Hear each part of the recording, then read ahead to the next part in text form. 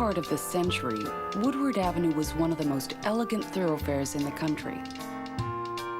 It began with a triumphal arch at the riverfront, led to a city hall designed to signal governmental leadership, ran through a commercial district of charming shops, to handsome residential areas, and a stretch of factories where innovative architects built monuments to the efficiency of industry.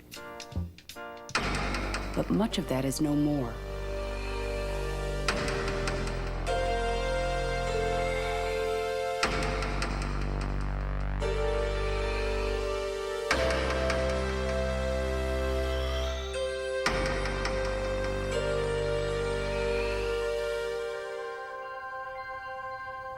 In order to clearly see what has happened, the Urban Center for Photography began the Woodward Project.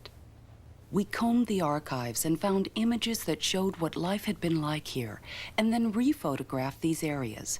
We wanted to find out what happened and how a city could be demolished by neglect. Every city has a street like Woodward Avenue. Every city has a street that becomes its symbol, that becomes its focus. Woodward became a reflection of everyone's aspirations. It's where parades and celebrations were held, victories announced, where heroes returned. It connected us all. From the turn of the century, Woodward was the city's focal point. It was the avenue that let you follow your desires. We would ride our bikes down to the docks and take one of the steamers out to Belle Isle. We'd stay all day, go swimming, rowing, and just fool around. It was the greatest.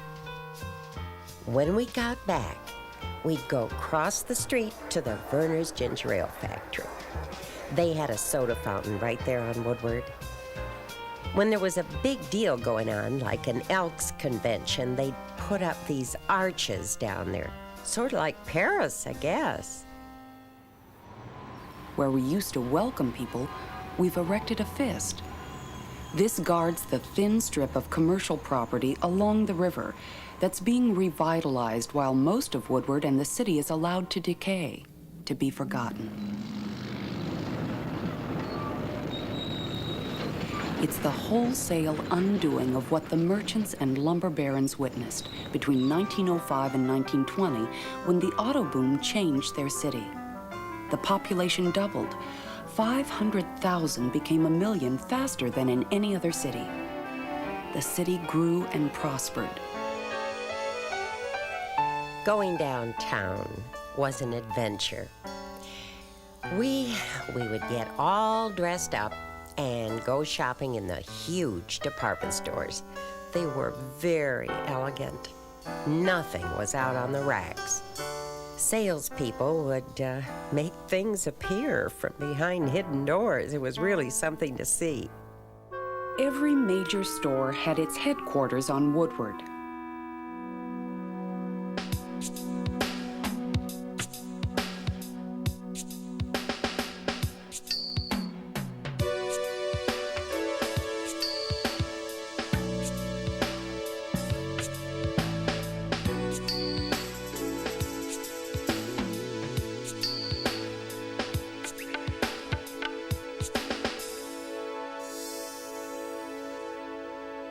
Bordering the commercial district was a beautiful urban park. When he was designing the city in 1805, Judge Woodward laid Detroit out in a grid pattern. And so the major streets radiated like the spokes of a wheel from Grand Circus Park. It was intended to be the center, a place for public assembly. Not much survives of the judge's plan. Back when I was in college, I went to Europe for a while and was surrounded by history.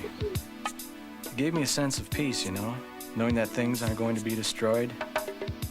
And then when I came back to Detroit, I was stunned.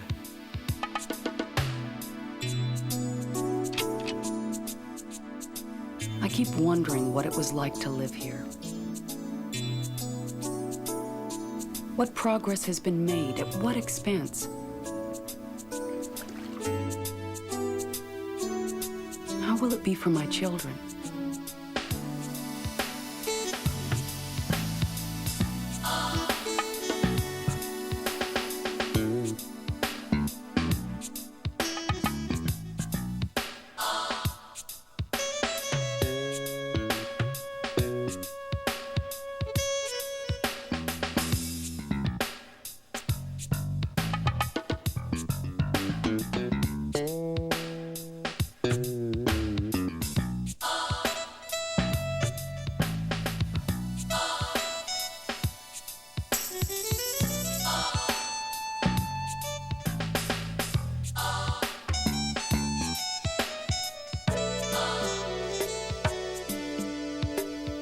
This area is slated to be replaced without a trace. Cleared land ready for development for a more prosperous and probably whiter class.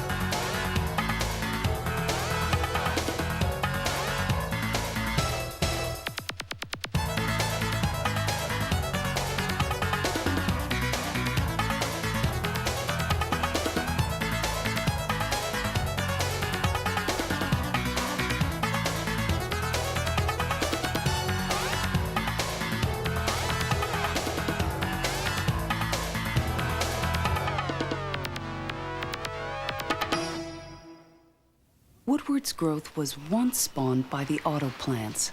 One historian said that there were two significant events in the 20th century: the invention of the atomic bomb and the assembly line. The whole world transformed itself to assembly line production after Henry Ford's Woodward Avenue plant first put it into place.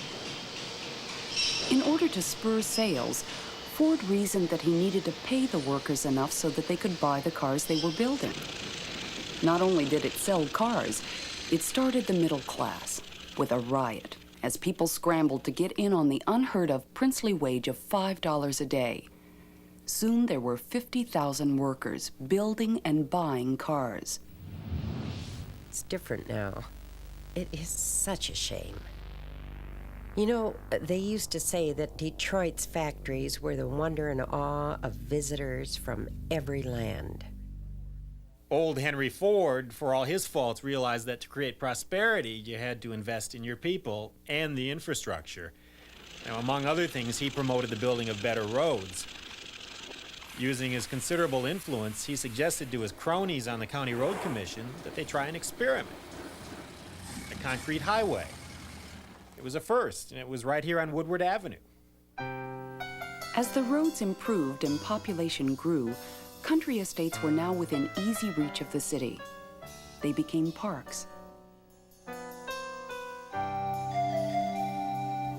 The better roads, the notion that country air is conducive to spiritual growth, and the American hankering for wide open spaces prompted a continuing exodus out of the city.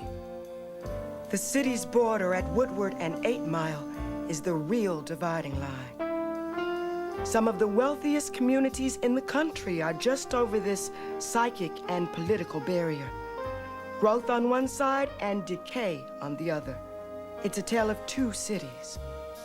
But it's really one in the end.